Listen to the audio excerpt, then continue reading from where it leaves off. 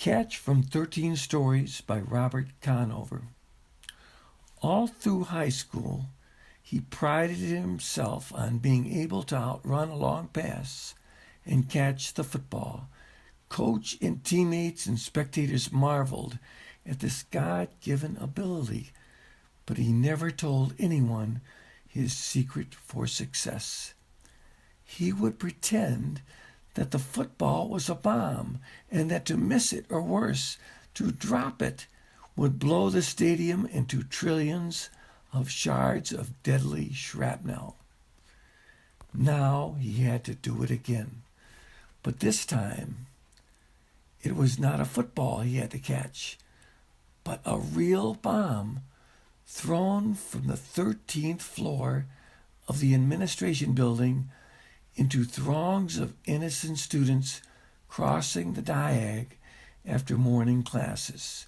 Stuart DeRocher was going to heave it for crimes real or imagined against himself that had something to do with being ignored or abhorred for being the son of a very rich man who sent him to this university against his will and against his inclinations not to follow in his father's large footsteps. At least that was what Stuart had told him when he walked in upon him by the open window of that unused storeroom, where he often fled to eat solitary lunch and read use-worn books of beat poetry. Now it wasn't a book Stuart held in his hand, but a package of corrugated cardboard, wire, and electrical tape, roughly the size of, yes, a football. Stuart had warned him to keep his distance, although he was probably his only friend on campus. The troubled student had been edgy, very edgy of late, and he had feared something like this might occur. So now he humored him to buy time. Classes would be out in minutes, and the other students would be crossing below.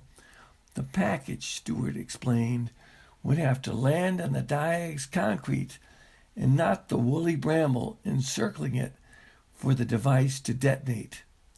Now he backed out of the room in full view of Stuart, laughing nervously, but walking coolly to the fire escape to descend all those flights of stairs, wondering all along what kind of throw to expect from that tall, gangly form. At the lobby, he stepped out of the building, but remained close to its entrance so Stuart would not see him. Momentarily, he would hear those distant sirens signaling the end of classes at noonday. It was about 40 yards, not half a football field, to the ornate stone fountain in the middle of the diag.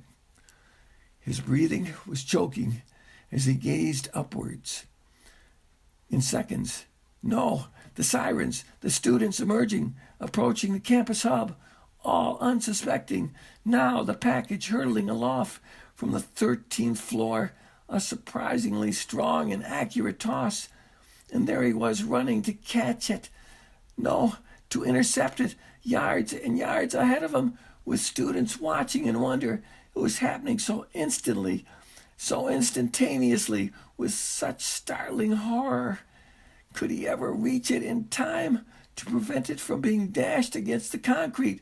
Stuart had led him too far with the toss, or had he, with terrifying suddenness, the football bomb was on his very fingertips, nearly within his soft, sure hands, and he found himself juggling, diving headlong to catch up, then dropping it into the bramble, where he lay watching it, silent, cushioned, as everyone watched him.